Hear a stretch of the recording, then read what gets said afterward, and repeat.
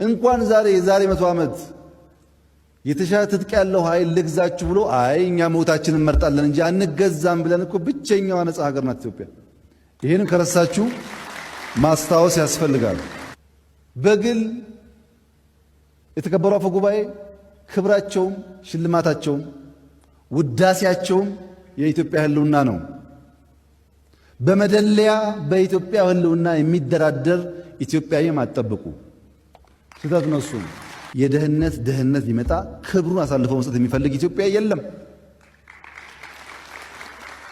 ይህን ነገር ደግሞ እንዳትፈርዱብን፣ የኛ ጥፋት አይደለም።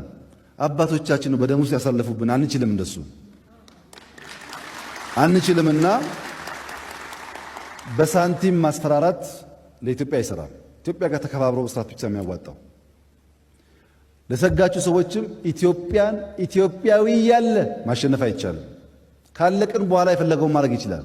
ኢትዮጵያዊ ያለ ግን ማንም ማሸነፍ አይችልም። ዛሬም ወደፊት ተጨንቀን ተመረን ህግ ለማስከበር ስንሞክር እኛም ማድመጥ አስፈላጊ ነው። ለወዳጆቻችን ያለኝ መልእክት ዲፕሎማሲን እናውቃለን። ኢትዮጵያ ማለት ዩኤን የመሰረተች ሀገር ናት።